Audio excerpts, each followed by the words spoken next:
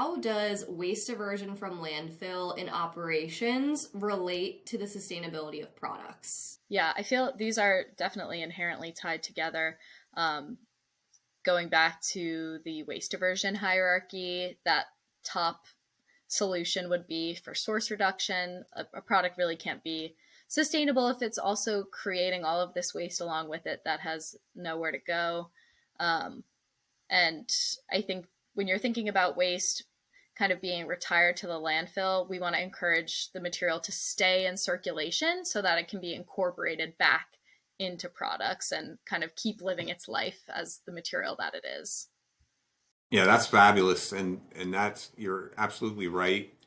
When we're looking at many of the companies you work for, I believe when you do your certification work is going to be companies that are making some type of product, right? Obviously, an event is an event, but I think most of your work is in product manufacturing, and you're seeing everything. It's almost like the show how it's made. You get to actually see it firsthand and see all the waste streams that come out, and it is really critical for a company to think about the fact that the raw materials and everything they bring into their plant, they really want that going out as a product and not in the dumpster to be thrown away, because that's not only a lot of money, but it's a lot of valuable materials and impact that could occur.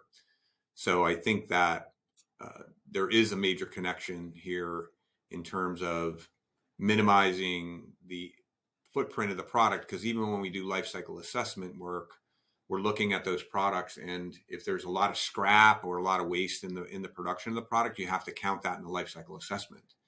So waste reduction, waste minimization, like you talked about, recovery and reuse of materials inside the plant is going to lower that life cycle impact and the embodied carbon of the product over time. So that's definitely how they're connected, and that's why this is so important. And this is why so many companies, I think, also have big commitments for zero waste to landfill.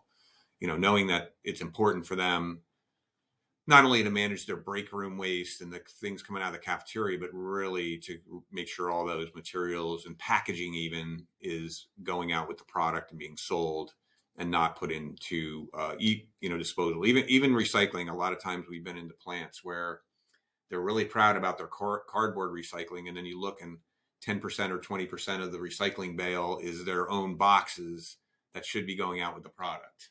So it's great they're recycling them, but it'd be a lot better if the product went in the box and went out the door. So just different things like that.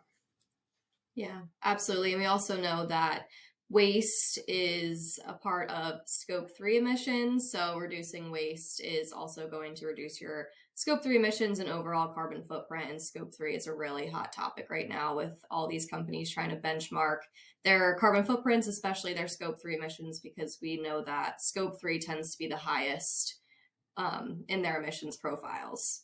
Absolutely. And anything that's biogenic.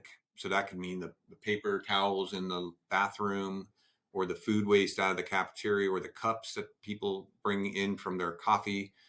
All that material will eventually, if it goes to a landfill, is going to break down into methane.